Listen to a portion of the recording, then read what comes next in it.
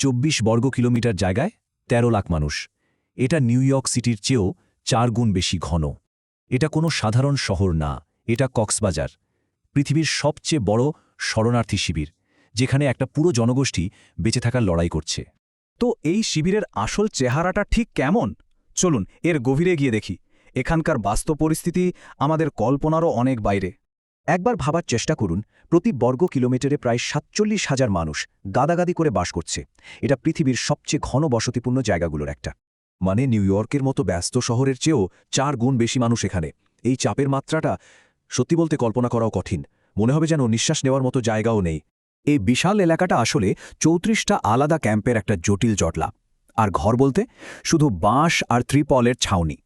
এখানে না আছে বিদ্যুৎ, না আছে কোনো স্থিতিশীল পানির ব্যবস্থা, আর পয়ঃনিষ্কাশন ব্যবস্থা তো প্রায় নেই বললেই চলে। আর এই বিপুল জনসংখ্যার ৭৫% হল নারী আর শিশু। মানে সমাজের সবচেয়ে অসহায় অংশটাই এখানে সবচেয়ে বেশি। আর সংকটের প্রথম এবং সবচেয়ে বড় আঘাতটা কিন্তু তাদের উপরই এসে পড়ে। এখানে প্রায় সবাই, মানে প্রায় ৯৫% মানুষ বেঁচে থাকার জন্য পুরোপুরি আন্তর্জাতিক সাহায্যের ওপর নির্ভরশীল। কিন্তু এই যে এত সংখ্যা, এগুলো শুধু সংখ্যা না, এর প্রত্যেকটা আসলে এক একটা মানুষের জীবনের অধ্যায়, এক একটা সংগ্রামের গল্প। সাহায্যের উপরেই যে নির্ভরতা, এটাই এখন জন্ম দিচ্ছে এক নতুন ভয়াবহ সংকটের। আর সেটা হলো ক্ষুধা। কারণ আন্তর্জাতিক সাহায্য দিন দিন কমে আসছে। প্রশ্ন হল, যেটুকু সাহায্য আসছে তা দিয়ে কি আসলেই বেঁচে থাকা সম্ভব? উত্তরটা খুবই হতাশাজনক। দেখুন, ওয়ার্ল্ড ফুড প্রোগ্রাম তহবিলের অভাবে তাদের খাদ্য বরাদ্দ কমাতে বাধ্য হয়েছে। এখন একজন মানুষের জন্য মাসে বরাদ্দ এসে দাঁড়িয়েছে মাত্র $৬। $৬ প্রতি মাসে, তার মানে প্রতিদিনের জন্য মাত্র ২০ সেন্ট। একবার ভাবুন তো, ২০ সেন্ট দিয়ে একটা মানুষ সারাদিন কি খাবে, কিভাবে বাঁচবে? আর এর পেছনের কারণটা হলো তহবিলের বিশাল ঘাটতি। যা প্রয়োজন তার মাত্র ২২% পাওয়া গেছে। মনে হচ্ছে গোটা বিশ্বই যেন এদের দিক থেকে মুখ ফিরিয়ে নিচ্ছে। এর ফল হয়েছে মারাত্মক।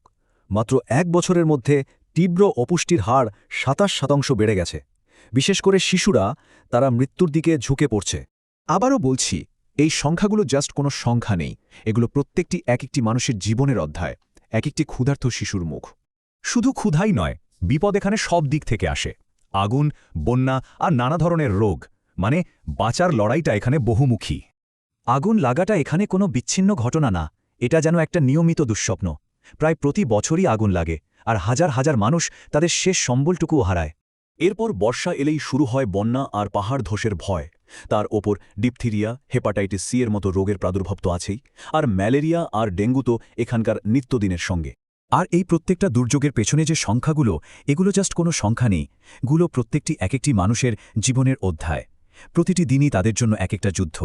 তবে শুধু শারীরিক বিপদই নয়, এর সাথে আছে এক মানসিক কারাগার। আর সেটা হলো ভয়। এমন এক ভয় যা তাদের দুই দিক থেকেই তাড়া করে ফেরে। যেমন ধরুন, ৮৪% রোহিঙ্গা মনে করে তাদের নিজেদের দেশ মিয়ানমারে ফিরে যাওয়া এখন আর নিরাপদ নয়। যেখান থেকে প্রাণ বাঁচাতে পালিয়ে এসেছে, সেখানে ফিরে যাওয়ার কথা তারা ভাবতেও পারে না। কিন্তু অন্যদিকে এই ক্যাম্পেও কি তারা নিরাপদ? এখানেও কিন্তু ৫৮% মানুষ নিজেদের নিরাপদ মনে করে না। তাহলে তারা যাবেটা কোথায়? একজন শরণার্থীর কথাটাই বলি, তিনি বলছিলেন, আমরা দেশেও ফিরতে পারি না, আবার এখানেও থাকতে পারি না। আমাদের জন্য আসলে কোনো নিরাপদ জায়গা নেই। আর এই সব কিছুর মধ্যে সবচেয়ে বড় মূল্যটা দিচ্ছে কারা? শিশুরা। তাদের কাছ থেকে শুধু শৈশবটাই নয়, পুরো ভবিষ্যৎটাই যেন কেড়ে নেওয়া হয়েছে। পুরো একটা প্রজন্ম, যারা এই ক্যাম্পের ভেতরেই জন্মেছে। তারা জানেই না নিজের দেশ দেখতে কেমন। তাদের একমাত্র পরিচয়, তারা শরণার্থী। তাদের জন্য কোনো প্রাতিষ্ঠানিক শিক্ষা নেই, ক্যাম্পের বাইরে যাওয়ার স্বাধীনতা নেই। তাদের বেড়ে ওঠা ওই বাঁশ আর ত্রিপলের ঘেরাটোপে। এদের ভবিষ্যৎটা কি, কেউ জানে না। আর সম্ভবত সবচেয়ে কষ্টদায়ক সত্যিটা হলো, এখানকার ৪০% শিশু প্রতি রাতে পেটে ক্ষুধা নিয়ে ঘুমাতে যায়। একটা ক্ষুধার্ত শিশু কী স্বপ্ন দেখবে?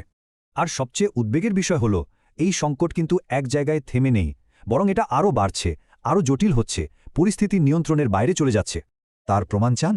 শুধু জানুয়ারি ২৪ থেকে জুলাই ২৫ পর্যন্ত, মানে মাত্র ১.৫ বছরে ১.৫ লাখেরও বেশি নতুন শরণার্থী এসে যোগ হয়েছে। এই সংকট থামছে না, বাড়ছে।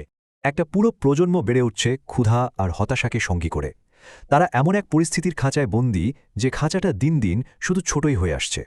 পরের পর্বে দেখবেন রোহিঙ্গা সংকট বাংলাদেশের উপর কী প্রভাব ফেলছে, এবং পূর্বের আলোচনাসমূহ লিঙ্ক ডিসক্রিপশনে আছে।